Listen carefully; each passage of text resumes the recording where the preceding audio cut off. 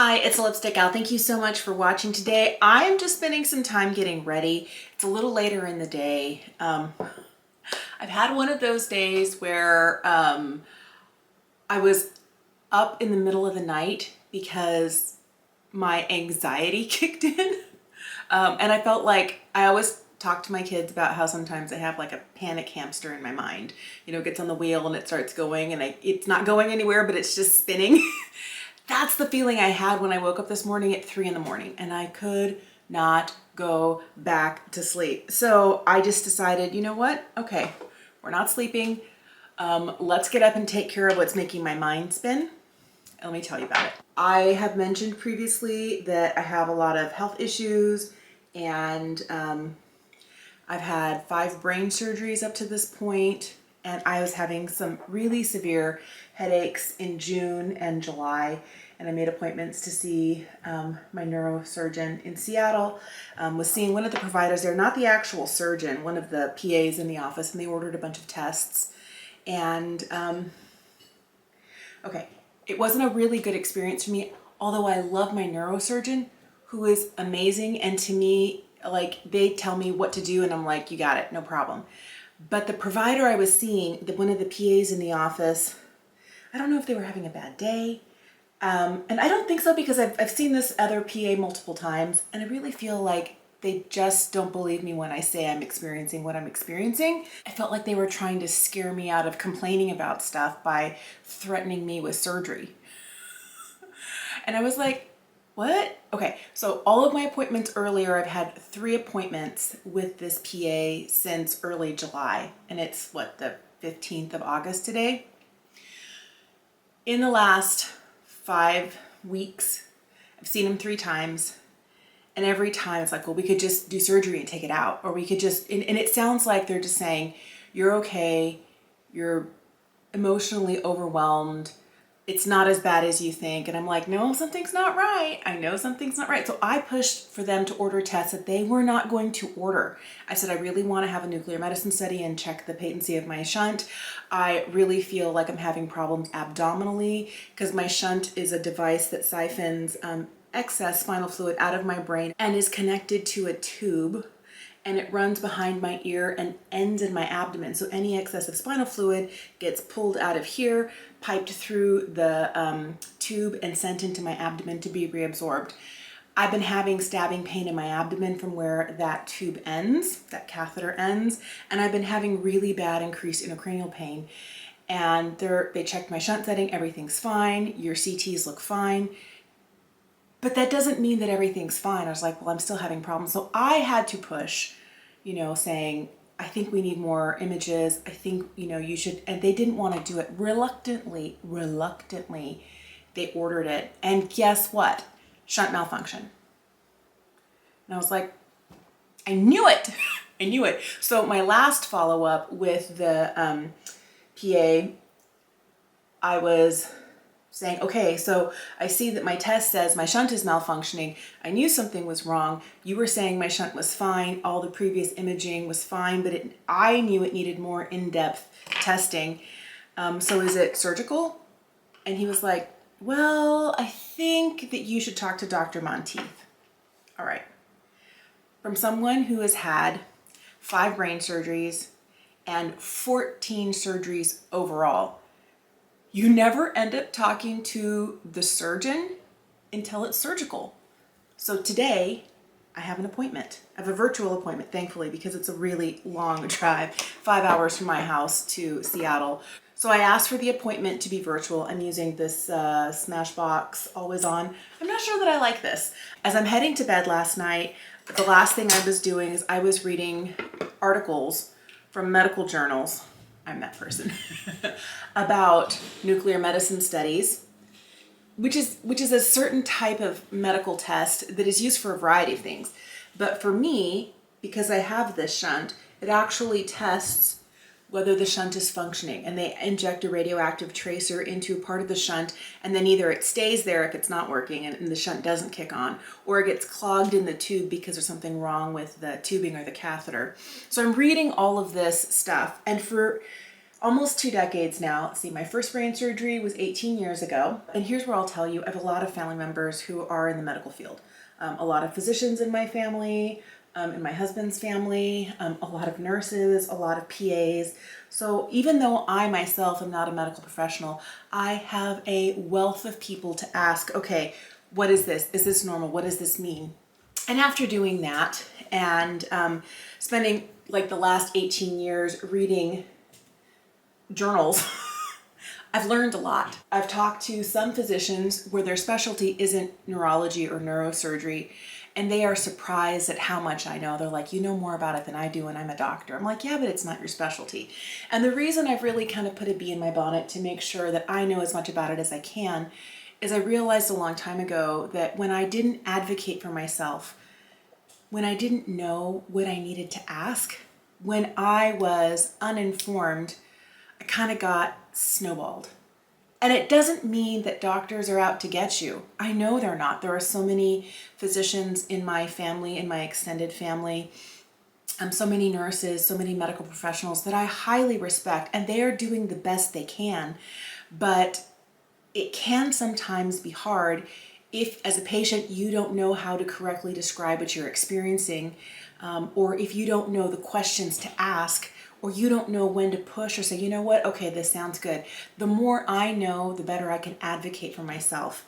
And I think it all started when, after my first surgery 18 years ago, well, my first brain surgery 18 years ago, I went to see a specialist. I'd had my surgery done here in my little teeny tiny small town. And then I was having complications, and the surgeon wasn't taking my calls. So I went to Seattle. And the surgeon that I saw in Seattle is at a larger teaching hospital at Harborview Medical. And he says, you know what? With your condition, I would never have done surgery. Your condition wasn't bad enough to need it. And I didn't know that because I hadn't done my research. And from that point on, that surgery caused so many complications within me that I've had nonstop pain for the last 18 years. I've been dealing with chronic pain because I got convinced to have a surgery that if I'd gotten a second opinion, another physician would have said, you know what, I think we can keep an eye on it. It's always an option, but let's not do it now. Let's not rush into this.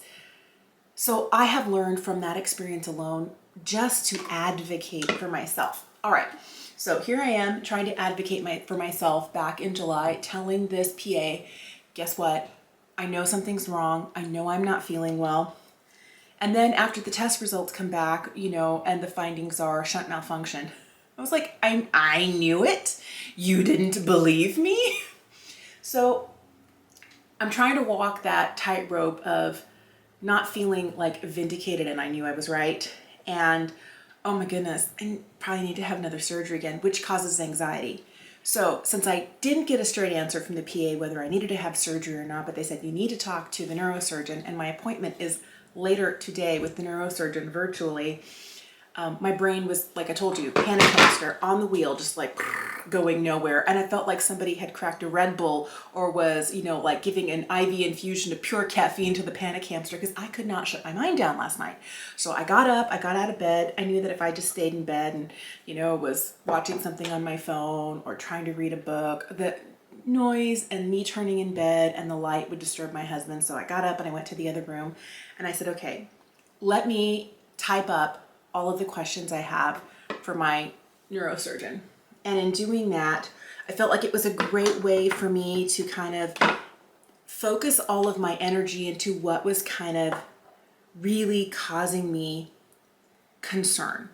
I had to start out by opening up all of the test results in my chart. I have access to portions of my medical chart online, and so I'm able to access like test results. So I printed off every CT and MRI and nuclear medicine study and brain mapping and abdominal CT and shunt study that are x-rays, like all of the radiologist findings for the last 5 years, which is when I got my shunt placed. And there was more than 46 tests just regarding this, not regarding all the rest of my health issues. I have a few. I'm not the healthiest person you'll ever meet. But as I was going through, I started making a list. And then I started like dividing things up, and I was like, okay, we're going to put all of these tests in this folder and make notes. And I was up for 3.5 hours typing and organizing and printing and rereading to make sure I knew what was going on. So I had the right sort of questions to ask. And here's where, let me show you. This is it. These are all of my tests split up into shunt studies, you know, MRIs, brain, lumbar, thoracic, brain mapping, CTs of the head, CTs of the abdomen, plus all of my questions for my doctor. I was like, I am not going to be able to get to sleep until I do what I know. Like, and then guess what? At 6:30 in the morning, I came back to bed and I slept like a baby until almost 10:30. And so I realized that I'm dealing with a lot of anxiety. Okay, fine, no problem. But on top of that, I know how to like focus my energy on what's going to help me the most. And I know that there is never ever going to be a way to just like, you know, calm the panic hamster, tuck him into bed and say, no, don't think about it. I know that the anxiety is going to come up and it's going to just like go rampant, and the adrenaline's going to shoot through my body. And the only way really to handle it, for me, my coping mechanism is to make sure I have all of my I's dotted and my T's crossed, that I have everything organized, that I have read everything again, that I understand everything again.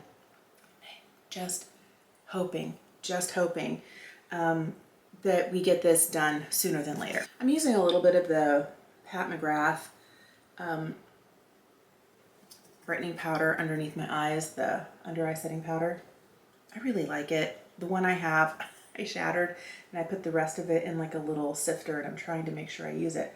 Anyway, the reason I'm telling you all of this is not necessarily to tell you about like my brain, but if you've ever been somebody who's dealt with any sort of medical concern, whatever it is, and you feel like, you know what, I don't really feel like they're understanding what I'm trying to tell them, and I think something more is wrong. I learned a long time ago that advocating for myself was the most important thing I could do for myself. Getting to the point where I'm sure that I'm heard and I'm understood, and that when I really feel like, okay, I know you think I'm fine, I know something more is going on, knowing enough about my condition to be able to specifically ask for certain types of tests has really made the difference. So I know not everybody, sometimes we're in denial and we don't want to know about it. We don't want to read about it. We want to stick our head in the sand or pull our head into our little turtle shell and everything's fine. I'm just fine, when we're not okay. But I feel like taking control of the situation and knowing enough about it, having done my research, allowed me to really push and to advocate, because I knew my insurance would pay for it. I was like, and then I realized, you know what? Yeah, I don't have to be in this same amount of pain that I'm in because my shunt's not working. And the one thing is, if I don't get my shunt fixed and it goes from partially occluded or partially plugged up to full occlusion, it could cause brain damage.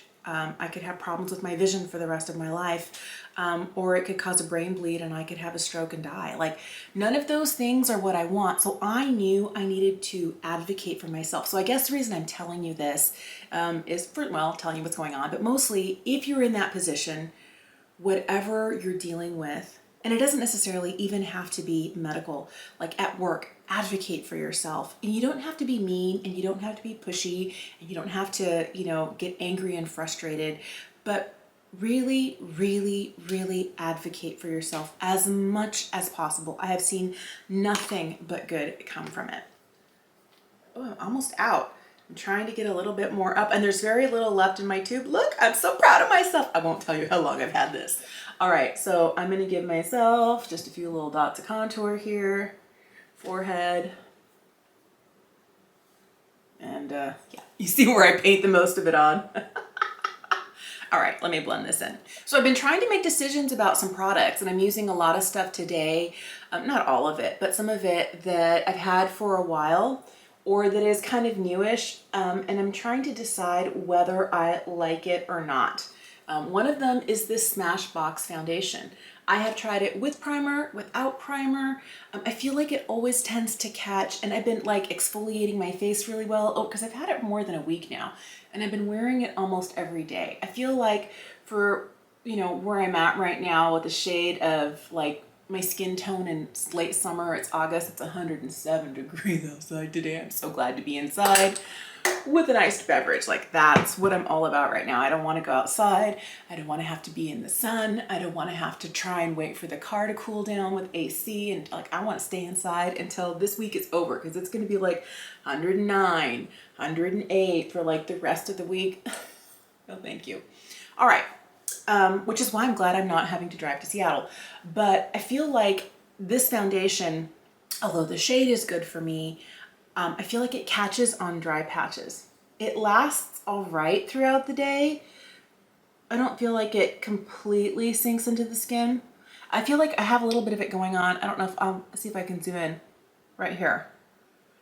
Today I'm not wearing a primer. This is going on just over skincare, because I wanted to see, is it the primer that is causing the problem, that it's not working well with the primers I've been using? They're mostly silicone based. I haven't read to see, and it's not on the bottle. I'd probably have to look it up or find the box to see whether this is a water-based primer. I don't know. But it didn't make sense to me because so many of the Smashbox primers are silicone based.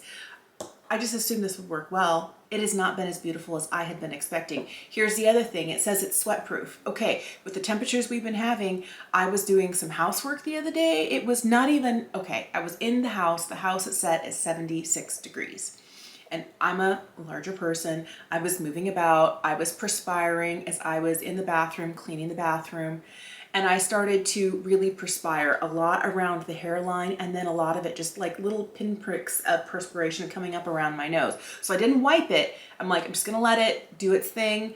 Guess what? After it kind of like evaporated on my nose, and it was so weird not to like wipe it off, I had a ton of disturbed foundation. So I don't know that this is living up to all of its claims. I'm not in love with the way that it's sitting on the skin.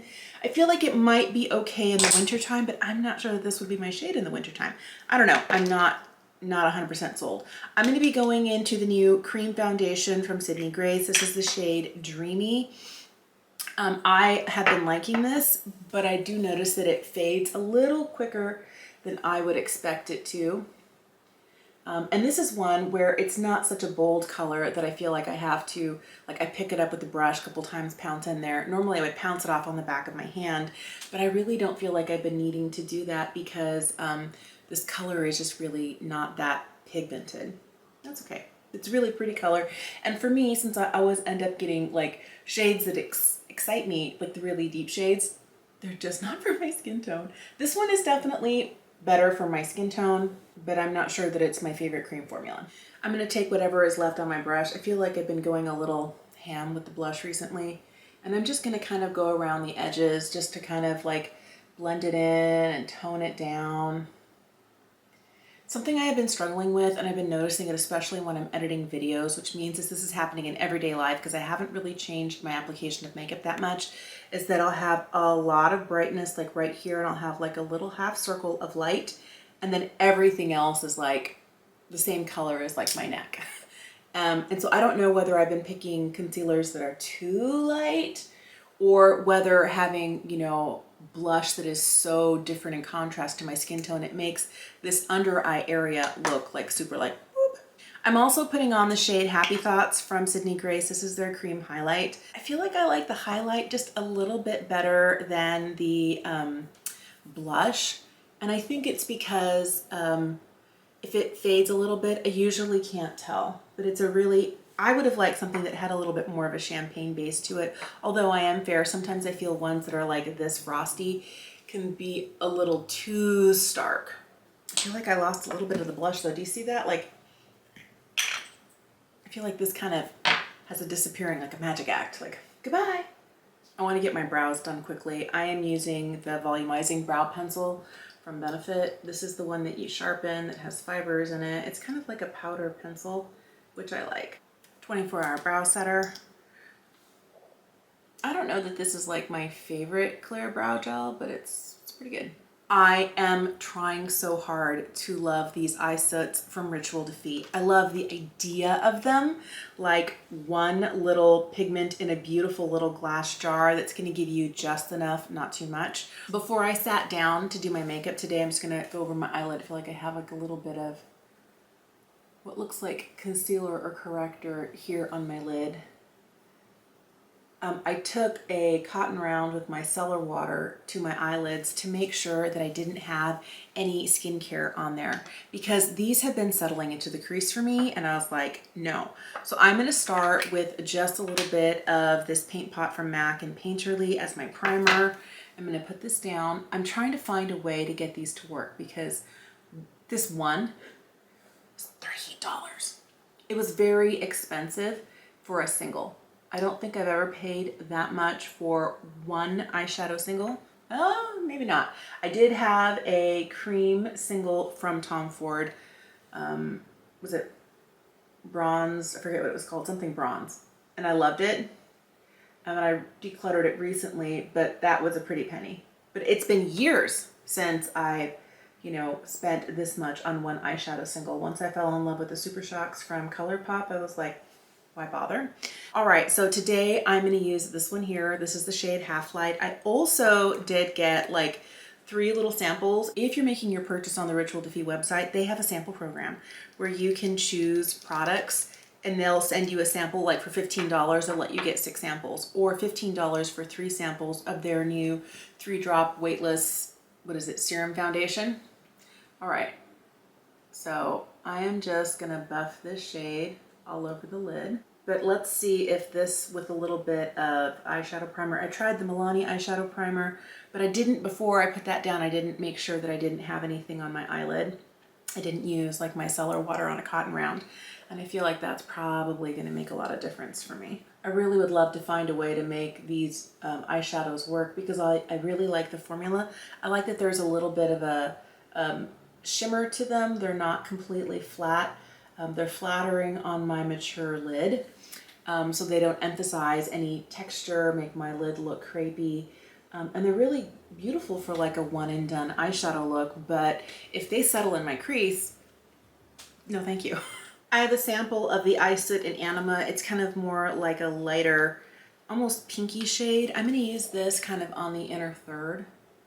And I was mentioning how these are great for one shadow looks, and I'm just not inspired to do that today. I want a little bit more dimension. Some people have no problem with this formula. It works really, really well for them.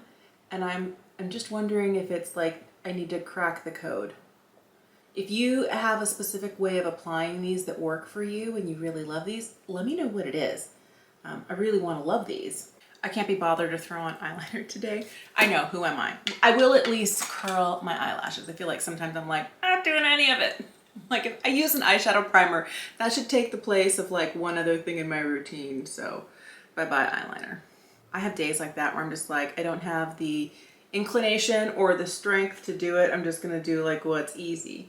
And I feel like these eyeshadows really lead themselves to really soft, easy looks. So I think it'll be okay to skip the eyeliner. The other thing I'm going to do though is I'm definitely going to reach for a tubing mascara, because I know by the end of the day I'll probably have a ton of like emotional stuff going on, and I'm not going to have to want to fight to get like a traditional mascara off. I want it to come off with warm water. So me and my Thrive liquid lash extensions, we're doing that.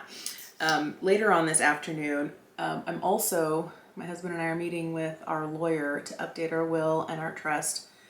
That's one thing I never thought about, ever thought about. I don't know how many surgeries I'd had, and my best friend, who's an attorney, is never one to like push anything on me or tell me what I need to do. But she's like, sweetheart, I love you. You're having some pretty serious brain surgeries. This was 5.5 years ago. She's like, do you need help with your will? Do you want to update it? And I was like, I don't have one. She's like, you don't have one? And she's like, okay. And she's like, I'm assuming you also don't have a trust, like what happens to all of your things, who cares for your children if something happens to you and Matt as you're traveling back and forth to Seattle. And I was like, and like I had another layer of anxiety. So she sent me some documents at that time that were easy to like kind of like fill in the blanks, which I was really grateful for. She goes, you're going to want to talk to your local attorney, which of course we didn't have. But we have one now. She's like, because I'm in California and California to Washington are very different. So I'm so grateful for my bestie who is like trying not to make me worry, but just again, dotting all the I's, crossing all the T's. So we're updating all of the wording and all of that to make sure that everything is exactly as it should be. We found we had a small snafu in some of the wording, so we're updating that later today. Kind of just like expecting that, yeah, I am going to have another surgery. I feel like I need a little bit more blush. I don't know. I always feel like I get to that point. I'm going to use a little bit of this. This is from Ritual Defee. This is their Inner Glow Cream Pigment in the shade Desired. It's a little bit deeper. I don't want a lot. What I want really is just like a hint of color, just a little bit more. And it's a cool tone, so I think it's going to work nice, but it's not going to look like too much. I feel like at this point I've also lost a lot of that, but I'm going to go in with this highlight. This is Phosphine and the Rare Light Cream Luminizer from Ritual Defee. I've actually really been liking this product. And what I've been doing is getting a little bit here, sharing it between two fingers and then just hitting the high points and blending anything that's left. If you are not familiar with Ritual Defee, this and the blush have a really strong lavender scent to them. So if you are sensitive to oh yeah, I like that glow. If you are sensitive to scents or you're sensitive to essential oils, this is probably not going to be for you. Let me see. I haven't actually. There is a little bit of essential oil scent to this as well. And that might be hard if you have sensitive eyelids. Just something to keep in mind. I'm going to put on the Roman Lasting Melting Balm, and this is in the shade 06 Kaya Fig. And it's just a little bit more than my natural lip color, but it has a really pretty kind of plump and very nourishing kind of thick feel to it. Not thick in a bad way. I have really fallen in love with these Lasting Melting Balms because, like a lot of other products that are kind of gloss in stick form, this one you can turn up and you can turn down. It's not one of those where you click it up and it's gone. I've been addicted to the one in Hippie Berry. I've been wearing it so much. But this one is a really good, easy alternative on days when I want just a little bit, but not too much. All right, I feel like I'm ready for my Zoom with my neurosurgeon.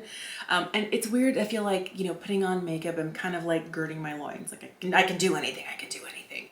Thank you so much for watching today. I'm gonna let you go. I've obviously been kind of like in a slightly scattered mental space, but it was fun and very kind of calming and soothing to me to sit down and to play with makeup and to think about, okay, what do I think about this? Or is this really worth the $38 I spent on it? Or is it just me, or are these kind of like disappearing? And to think about something else, because I've had so much on my brain. I mean, like, come on, like all the paperwork I did last night. But it's what I needed to do to kind of, soothe my anxiety, calm my panic hamster, but something that was proactive. I informed myself, I wrote down questions, I made sure it was all organized. So if you're ever in a situation, and it doesn't have to be medical like mine, but where you feel like you don't know how to advocate for yourself. I have felt so empowered when at 30, I had my first brain surgery and I felt like my whole world was falling apart. Afterwards, I should have done it before, I took the time to start finding out more so that I could be informed and advocate for myself. And I feel like it's not that nobody else is trying to help me. All my doctors and providers are trying to, but only I understand what it feels like in my body. And maybe you're not dealing with something medical, maybe you're dealing with something emotional, maybe you're dealing with something with your mental health, maybe you're dealing with something at work, but taking the time to advocate for yourself will feel so empowering. I really encourage you to do it. Thank you so, so much for watching. Thank you for all of your support and your kind words over the last several weeks. It has really meant a lot to me. And I'll let you know eventually, what our conversation with the neurosurgeon today was about. And chances are I'll be getting a new hairdo where they'll shave part of it and cut me open and fix me up. So thank you so much for all that you do, for your support, for your kindness. And don't forget to be good to yourself and to advocate for yourself. Have a wonderful day, and I'll see you again soon.